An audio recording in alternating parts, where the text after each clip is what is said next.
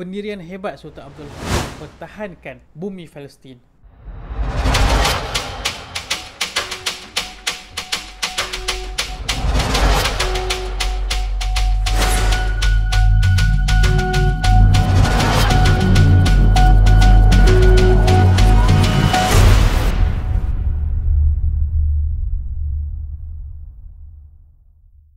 Kalau kita lihat pada hari ini di Palestin, bagaimana Yahudi berjaya menguasai tanah tersebut, menindas orang-orang Palestin.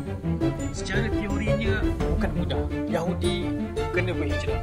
Mereka kena tinggalkan tempat mereka. Mereka kena tinggalkan kampung mereka. Mereka kena ada kuasa-kuasa besar di belakang mereka. Mereka perlukan banyak duit untuk menguasai satu negara yang ada ramai orang. Tapi hari ini saya nak kongsikan tentang betapa hebatnya Sultan Abdul Hamid kedua mempertahankan bumi Palestin. Ben yaşadığım sürece böyle bir devlet kurulmayacak. Buna mani olacağım. Yıkıl! Sultan Abdul Hamid yang kedua, baginda adalah seorang yang hebat. Baginda adalah pemegang khilafah Islamiyah yang terakhir dalam sejarah Islam. Khilafah yang telah berdiri 600 tahun ini. Ada zaman kegemilangan dia, ada zaman kemuncaknya. Dan hari ini saya nak sebut sedikit babak-babak terakhir di zaman kejatuhan khilafah Uthmaniyah. Bagaimana walaupun ketika itu khilafah sangat lemah, tetapi baginda iaitu pemegang kuasa khilafah Uthmaniyah ketika itu masih dapat mempertahankan bumi Palestin dengan kata-kata yang tegas, dengan perbuatan yang dapat menundukkan orang-orang Yahudi. Yahudi ini mereka tahu dan mereka sedar bahawa mereka nak sangat tanah Palestin itu. Tetapi mereka juga tahu bahawa satu-satunya penghalang yang paling besar untuk mereka duduki tanah Palestin adalah Empire Uthmaniyah. Selagi mana Sultan Abdul Hamid kedua menguasai empire ini, selagi itulah bumi Palestin tidak akan diberikan kepada sesiapa, khususnya orang Yahudi. Dan Theodor Herzl, beliau bukanlah satu-satunya individu Yahudi yang cuba meminta kebenaran atau cuba untuk menawarkan sesuatu kepada Sultan supaya mereka mendapat tanah Palestin. Tidak. Ada dah beliau orang lain yang cuba untuk membeli Palestin. Antaranya adalah Yahudi yang daripada Kesatuan Pencinta Yahudi. Nama beliau adalah Lawrence Oliphant, penulis buku The Land of Gilad. Beliau pergi kepada Sultan di Istanbul, ceritakan masalah orang Yahudi di Turki, dan beliau minta supaya orang Yahudi dapat tanah Palestin untuk tinggal di sana. Tetapi permintaan beliau ditolak. Dan apa kata Sultan kepada beliau? Yahudi boleh hidup di mana sahaja dalam empire ini kecuali di Palestin, kerana Empire Uthmaniyah menerima sesiapa sahaja yang ditindas. Tetapi empire ini menolak Yahudi untuk menduduki Palestin kerana asasnya adalah agama. Baik, ini percubaan pertama, tak ada apa masalah, tak ada isu apa pun. Okey, yang kali kedua adalah Samuel Montagu. Beliau adalah presiden pada Kesatuan Pencinta Yahudi di British dan juga ahli parlimen dari Parti Liberal. Beliau juga pergi kepada Sultan pada tahun 1893, tetapi permintaan beliau juga ditolak. Okey, dah ada dua perjumpaan. Okey, sekarang ni kita masuk pula cerita Theodor Herzl, seorang Yahudi yang begitu terkehadapan dalam merealisasikan agenda Zionisme Yahudi di Palestin. Dan antara usaha beliau untuk mendapatkan Palestin, dari tahun 1896 sehingga 1902, beliau pergi ke Istanbul untuk berjumpa dengan Sultan Abdul Hamid. Berapa kali? 5 kali untuk berjumpa dengan Sultan. Tetapi yang berjaya hanya 2 kali sahaja. Jadi ini seperti yang diceritakan oleh Theodor Herzl sendiri dalam buku beliau yang bernama The Diaries of Theodor Herzl. Dalam buku beliau tulis pada tahun 1896 beliau pergi ke Istanbul. Pada kali ini beliau tidak berjaya untuk berjumpa dengan Sultan, tetapi beliau berjaya menyampaikan pesanan beliau kepada Sultan melalui orang tengah yang bernama Philip Nowlinski. Pesanan Theodor Herzl kepada Sultan adalah beliau akan membantu membangunkan Turki dan beliau akan berikan banyak lagi pemberian-pemberian lain yang menguntungkan Turki. Antaranya iaitu wang yang sebanyak 20 million euro. Kalau sekarang mungkin kita boleh katakan 2.2 bilion USD. Dan Theodor Herzl juga akan bantu menaikkan nama Turki dalam isu perang Armenia. Okey, sebab apa dia kata dia nak bantu bagi duit yang banyak, dan sebab apa dia nak bantu dalam isu Armenia? Kalau kita tengok dalam isu Armenia, dan memang ketika itu berlaku tension antara kerajaan Uthmaniyah dan juga penduduk Armenia yang ketika itu berada di bawah Empire Uthmaniyah, dan berlaku peperangan, berlaku tidak puas hati dengan kerajaan. Dan penduduk Armenia dikatakan mereka dapat bantu Rusia dan berperang dengan orang Turki, dengan kerajaan Turki, dan mereka juga ada juga sentimen agama antara Kristian dan Muslim. Itu panjang cerita dia. Tapi disebabkan perang antara kerajaan Ottomania dan penduduk Armenia adalah menyebabkan empire Eropah melihat kerajaan Ottomania tak apa nak baik. Jadi sebab tu Theodor Herzl nak bantu Ottomania untuk mengelokkan baik nama dia. Dan sebab apa Theodor Herzl tawarkan duit yang sangat banyak? Sebab ketika itu Empire Ottomania sedang menanggung beban hutang yang sangat banyak. Total hutang dia adalah 11.6 bilion. Ini adalah nilai yang sangat banyak ketika itu. Tetapi adakah Sultan terima tawaran tersebut? Tidak. Apa kata baginda? Ben bir karış dahi olsa toprak satmam. Zira bu vatan bana değil, milletime ait. Selepas Sultan Abdul Hamid menolak cadangan tersebut, adakah Theodor Herzl lalu kalah? Tidak. Dia tak ada isu, dia tak ada putus asa lagi masa ni. Dia cuba cari idea-idea lain untuk pancing Sultan supaya dapat tanah Palestin.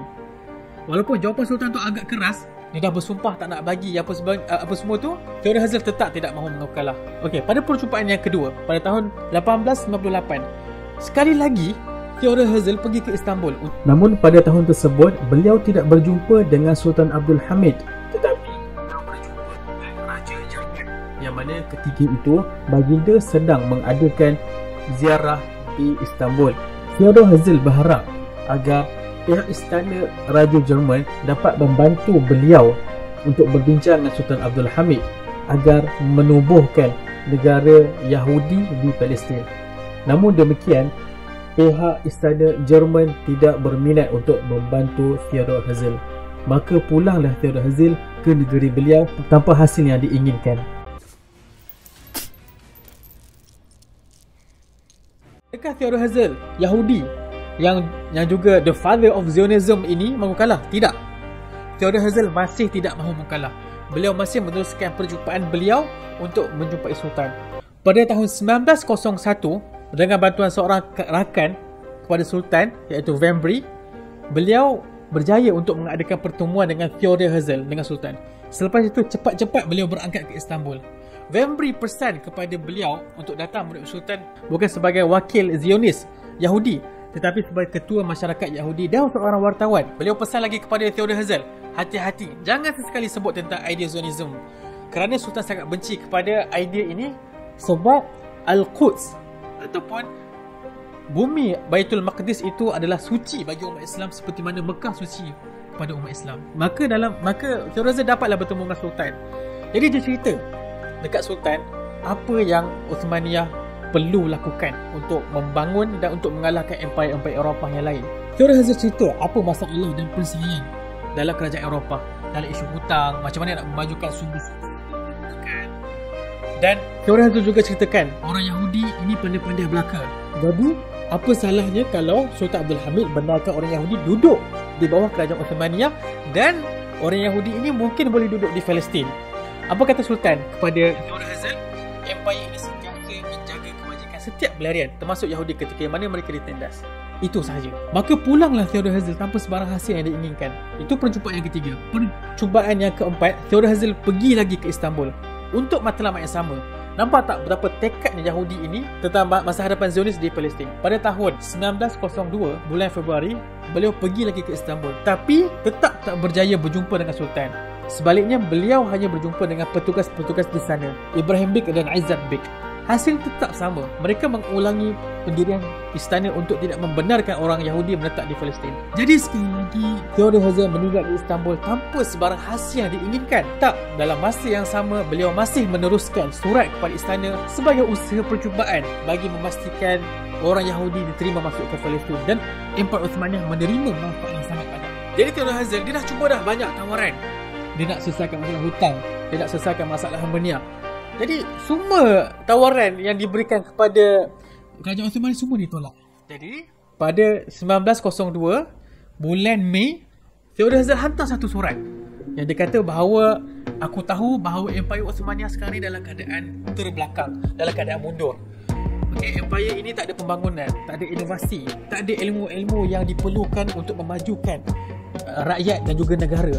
Jadi perkara ini menyebabkan orang-orang muda dalam Osmaniyah keluar daripada empire dan mereka mencari ilmu di sana. Dan mereka tak pulang-pulang. Ini adalah satu kerugian dan kehilangan besar bagi kerajaan Osmaniyah. Maka aku daripada orang Yahudi, kami memainkan peranan penting dalam universiti di seluruh dunia. Profesor-profesor orang Yahudi ada dekat semua universiti di setiap negara. Kami ada banyak pakar dalam setiap bidang. Oleh itu, kami mampu membantu Empire Osmaniyah bina sebuah universiti dan bantu orang-orang muda di bawah kerajaan Osmaniyah untuk membantu untuk mereka belajar dan mereka tak perlu pun keluar. Jadi apa kata Tuan Sultan bina sebuah universiti di Al-Quds dan kami orang-orang Yahudi akan uruskan universiti tersebut. Kami akan bekerja di sana dan kami akan pastikan universiti adalah universiti yang terbaik dan dapat menawarkan pengajian yang terbaik dan bidang-bidang yang diperlukan. Adakah Sultan termakan dengan tawaran tersebut? Jawapannya tidak. Jawab Sultan melalui pembantunya iaitu Aizat Bek. Sultan kata apa? Empire Osmaniyah ketika ini sibuk dengan masalah kewangan. Itu sahaja jawapan daripada Sultan. Jadi pada tahun 1902 sekali lagi Theodor Herzl pergi ke Istanbul, tetapi ini berlaku kelainan di mana Theodor Herzl kali ini dia dipanggil oleh Sultan sendiri. Sebab apa? Sebab Sultan masa tu memang perlukan sangat bantuan kewangan. Kan sebelum ni Theodor Herzl pernah kata yang dia boleh bantu Sultan bagi duit. Jadi dia panggil Theodor Herzl ke Istanbul mungkin untuk buat satu deal. Sebab Sultan masa tu ada niat untuk pinjam duit daripada Empire Eropah antara France. Tapi Sultan dia cuba nasib. Akhirnya dia panggil Theodor Herzl ni untuk datang ke Istanbul. Dalam pertemuan ini Theodor Herzl mencadangkan kepada Sultan untuk melepas orang Yahudi tinggal di Mesopotamia ataupun di Iraq dan di Haifa dan sekitarnya, iaitu di Palestin. Dan Theodor Herzl akan bagi Sultan 30 juta pound euro. Bunyi sangat-sangat menjanjikan. Tapi disebabkan ada syarat yang mengatakan bahawa orang Yahudi ini akan duduk di Palestin, Sultan tak terima tawaran tersebut. Sultan tak terima pun dan Sultan tak janjikan apa-apa kepada beliau. Sebaliknya Sultan hanya kata orang Yahudi sekali lagi boleh duduk kat mana-mana di bawah empire ini dan mereka perlu jadi rakyat Osmaniyah, tinggalkan kerajaan yang lama. Mereka kena lakukan servis seperti mana penduduk Osmaniyah yang lain kena buat. Okay, in other words, Sultan tak terimalah cadangan daripada Theodor Herzl. Pada 1902 bulan Ogos, 2 hari bulan Ogos, Theodor Herzl akhirnya dia putus asa. Dia tulis dalam bukunya, okey, sampai sini aku dah cukup. Aku dah penat dah deal dengan negara ini. Jadi inilah banyak kali percubaan Sultan Abdul Hamid ditawarkan untuk menjual tanah Palestin kepada orang-orang kafir, khususnya orang Yahudi. Tapi Sultan Abdul Hamid menolak semua tawaran tersebut. Walaupun ketika itu khilafah atau Sultan sendiri sangat-sangat dihujung-hujung. Mereka dah tak ada duit, mereka dah tak ada nyawa. Dan ini sahaja. Dalam bercerita ini kita dapat lihat bahawa hebat Sultan Abdul Hamid mempertahankan Palestin.